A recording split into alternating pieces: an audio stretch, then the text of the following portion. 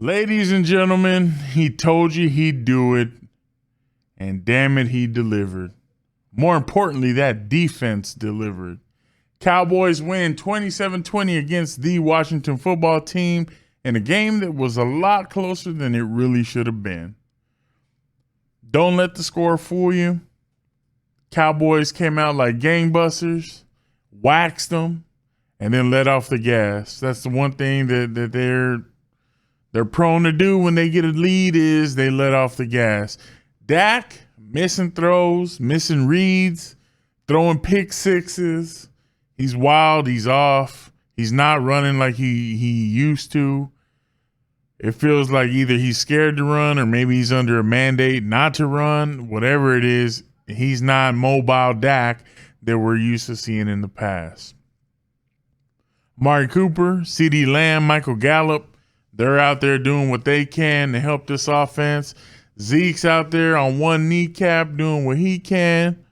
Corey Clement steps up to kind of fill in for Tony Pollard, who was out with a torn plantar fascia, whatever, messed up foot.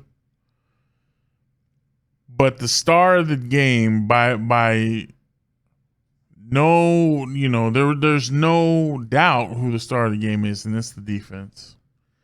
Defense goes out there. Micah Parsons with the sacks. Randy Gregory with the picks. Randy Gregory with the sack. Tank with the sack. Neville Gallimore with the sack. Dorrance Armstrong with a fumble recovery. I mean, this team on defense was hitting on all cylinders. They made all the plays they needed to make. Did they give up some points at the end? Absolutely. But if the offense would have scored just one more in either the third or fourth quarter, we would have sewed it up and not even had to worry about it. But at the end of the game, it's looking like, okay, it's tight.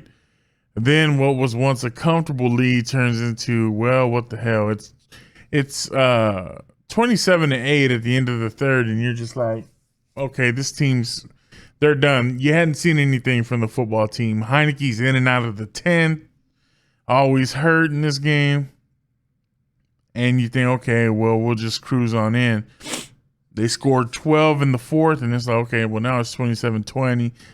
Zeke has to go back out there and try to help sew it up.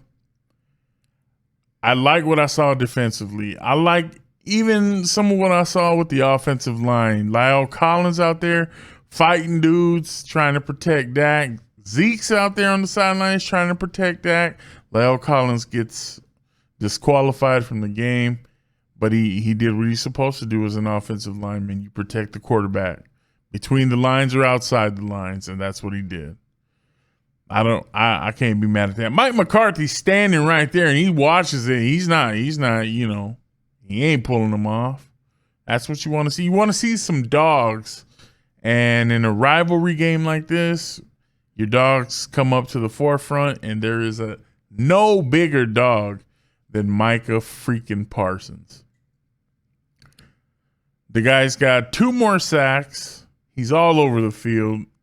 He's busting up plays. Micah Parsons is on another level. Defensive Player of the Year, I think he's making a huge case for himself. And if you want to argue other, you have another candidate in mind, we'll go film for film and we'll see. But Micah Parsons, for a rookie, the guy's insane. He's an athlete. He's a beast. He's a dog. He's a lion. And he's leading that defense. It was nice to have Randy Gregory back, Neville Gallimore back. Osa was out there showing himself. The defense played well. The secondary played well. The liability, Anthony Brown, got tested a couple of times. And he dropped a couple of potential picks. Trayvon Diggs dropped a potential pick. Micah Parsons dropped a potential pick. I mean, the play, we left plays out there for sure. But offensively, that's where we're not capitalizing. Phenomenal field position during that game because of your defense and the stops and the turnovers. and we're not capitalizing. We're not turning turnovers into points. And playoff teams, Super Bowl contenders, that's what they do. They capitalize on the other team's mistakes. We're not quite to that point yet, but damn it, we still got 4 weeks left to figure that out. We got the Giants, then we've got the football team again. Now we're at home. Then we've got the Cardinals. Then we've got the Eagles. So we'll be seeing the NFC East for the next 4 weeks. We're going to go ahead and sew up the division, most likely. I'll let Mike McCarthy make that guarantee. You know, Mike's out there saying, hey, man, I'm writing this check. What y'all going to do? Defense says, we got you, fam. We got you. Write the check. We got the funds. And that's what they did. They went out there and they did it for the coach. Coach went out on the limb for him. Defense said, hey, we got your back. Offense, I mean, for the most part, the offense was out there trying to do their part. Dak Prescott, still shaky. You can't hate on the road win. You can't style point a road win. A win is a win is a win. We beat the football team. We'll see them again in 2 weeks. I'm happy with the outcome. Mike McCarthy looks smarter than all these stupid-ass talking heads that are out there saying Mike McCarthy's giving them bulletin board material. Mike McCarthy's speaking out the other side of his face. Mike McCarthy is over here making guarantees. Mike McCarthy knows what he's got. He sees them every day on the field, in practice. He knows what he's got. It hasn't translated fully on the field yet. But Mike McCarthy knows what he's got. He's confident in his guys. A lot of people, a lot of the talking heads, fake Bayless, fake Stephen A. Smith, all you clowns that were out there, y'all owe Mike McCarthy an apology because he said they'd do it and they did it. You wanted to laugh at, oh, Mike McCarthy's not a motivator. Mike McCarthy's not this and that. Mike McCarthy's the head coach of the Dallas Cowboys, and he's a leader of those men. Whether you believe it or not, they're buying in. The Cowboys are buying into Mike McCarthy. And he's showing you, hey, the guys believe in me. I believe in the guys. We're going to make it happen. And they made it happen. Now, Washington's 6-6 before the game, 6-7 now. But it's a division opponent.